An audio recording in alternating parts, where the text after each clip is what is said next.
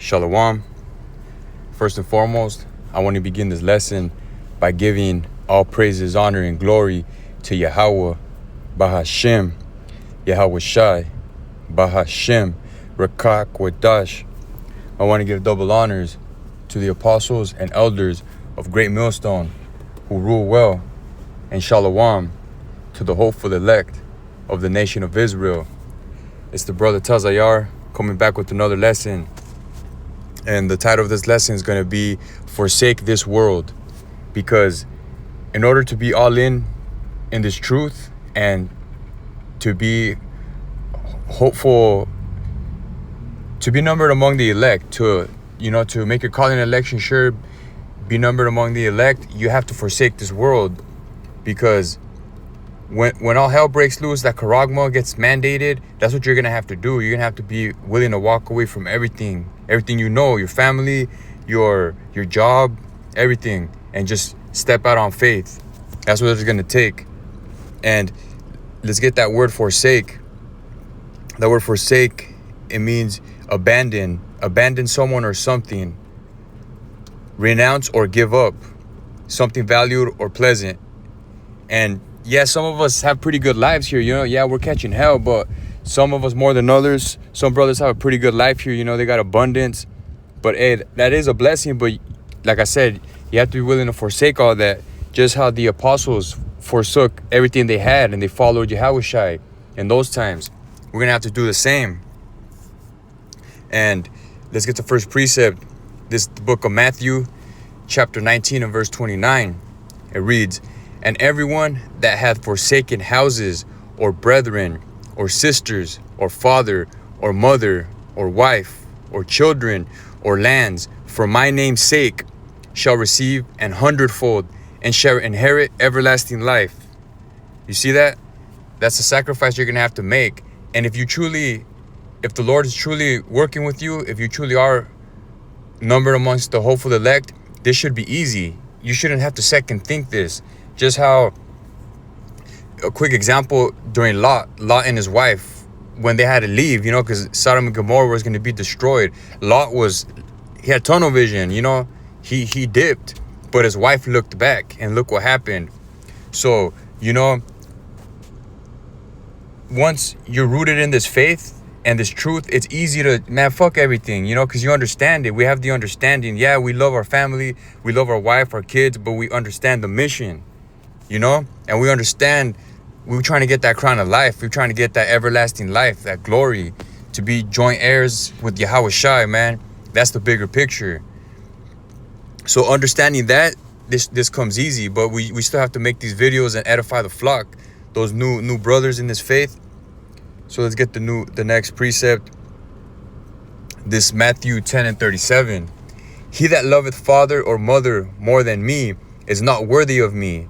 And he that loveth son or daughter more than me is not worthy of me." Yeah, Khan. So, like I said, this truth, Yahweh Bashem Yahushai, is our priority. That's our lifeline to the kingdom and to salvation. Because this place is through. Just look around you. This place is fucking through. We have no aspirations in this place. And if our family, once all hell breaks loose, they want to take that charagma, hey, that's on you. I'm going to keep it moving. I'm going to step out on faith and pray to the Lord to provide for me. We ain't going to run to Egypt. And that's part of forsaking. That's part of forsaking this life. Forsake this world. Because the next one to come, that's when we really start living. We're in captivity right now. We're merely existing, and we just have to endure. We're not here to be comfortable. So that's a big sacrifice we're gonna have to make. If you have a wife, you have children, and Lord willing, they receive salvation through your faith. But if the Lord makes you walk a different path and has you separated from them, you can't get emotional, because we're gonna get it back 100-fold in the kingdom. So the next precept I had was Mark chapter 10 and verse 29.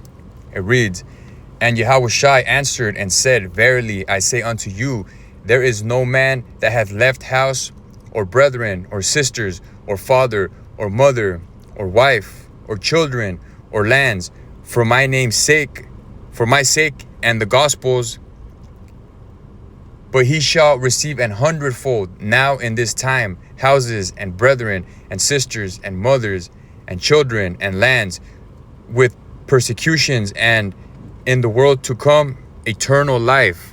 So that's the vision we have. We understand. We don't want, if they offered us $1 billion to forsake our faith and go back into the world, nah, that ain't happening. We wouldn't even second think that, because we understand the mission and we understand the kingdom to come, man, and righteousness. Man, you're gonna have 1,000 wives. You know, you have one wife, that ain't nothing. Lord is gonna bless you your wildest dreams with abundance, righteously. So that's, we get comfort and we get rooted through these scriptures, and we just got to constantly edify the flock and edify ourselves. Because when you find yourself in a pretty messed up situation in Jacob's trouble, just know the Lord is not going to forsake you, because you did his work. Come on, hey, that's the spirit. Check this next precept out. Romans 8:18. For I reckon that the sufferings of this present time are not worthy to be compared with the glory which shall be revealed in us. You see that? This hell we're going to catch, it ain't nothing to be compared to the glory we're going to receive, to the blessings we're going to receive in the kingdom. Lord willing, we make it to Yahushua's chariot. Lord willing, we get that crown of life. So that lights a fire in us, man. Nothing else matters in this life, man. Just this work. Yahweh Bashum Yahushai, man. And the last precept I had is Matthew. I had a lot of Matthew, a lot of, it's a good book. Matthew 10:32. Whosoever therefore shall confess me before men, him will I confess also before my Father, which is in heaven. But whosoever shall deny me, him will I deny before my Father, which is in heaven. So we're going to get ultimatum soon, you know. Esau is going to give us that ultimatum. You know, you either get your head chopped off or you take this microchip. Hey, show me where the guillotine is, you know? You got to have that spirit. Yeah. You got to boldly, and that's what we do when we go out into the highways and byways. We stand boldly with our garments, looking righteous, but to the world, we look ridiculous, right?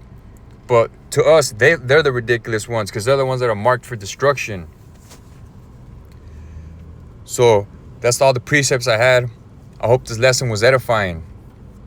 We're almost out of here, and we just got to keep pushing and let everything go. You know, we're coming into a time, Jacob's trouble, hour of temptation, where you got to walk away from this life and step one foot into the kingdom.